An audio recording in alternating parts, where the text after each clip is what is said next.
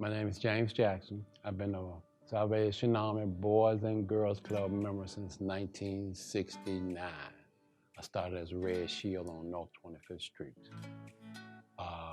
And then the Boys Club was built here in 70, 71, so that was an easy transition for me to come 3 blocks away. But there's a story.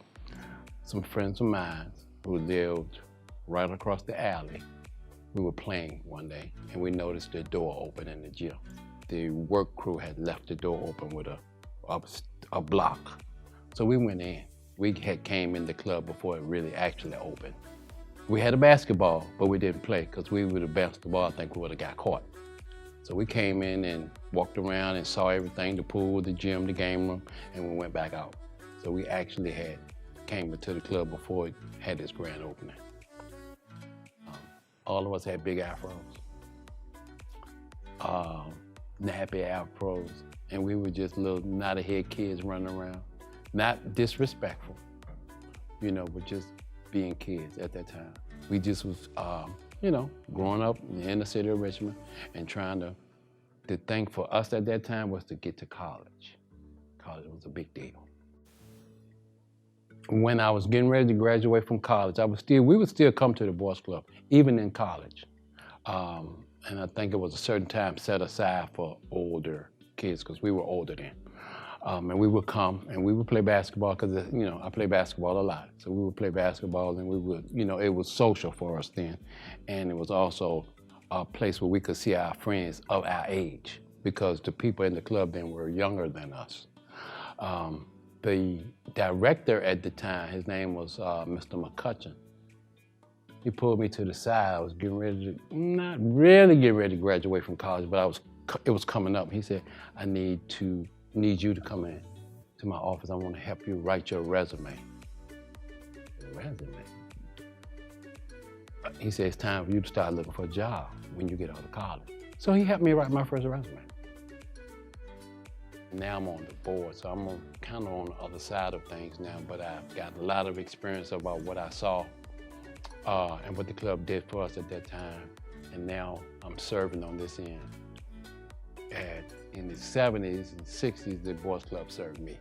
So now I'm on this end where I can serve somebody.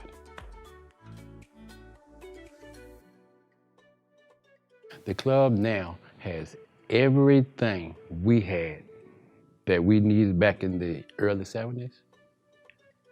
And they added what the kids growing up today need to thrive. That's what I see. They still have basketball, they still have pool, they still have pool tables.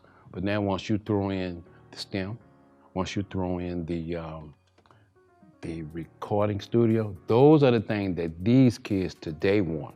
Plus they still have the things that we had back in the 70s. So they kind of mixed the two together to serve all audiences. And it's a great thing. It's a bond that we formed that we didn't know we were forming back then.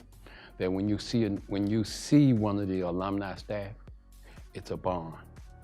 They remember working with you as a teenager. They see you now as an adult, and you remember them, and the respect level that you all had then is the respect level that we had then when I was a teenager and they were an adult.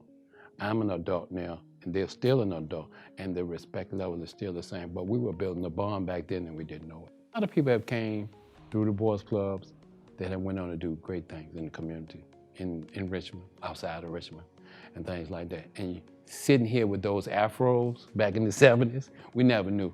We didn't know what we were going to do, what we were going to be doing. And I can look around, and some of those guys, same guys that I know, where they have landed now in their life. And anytime we speak about the Boys Club, and anytime that I call them about something about the Boys Club, the answer is never no.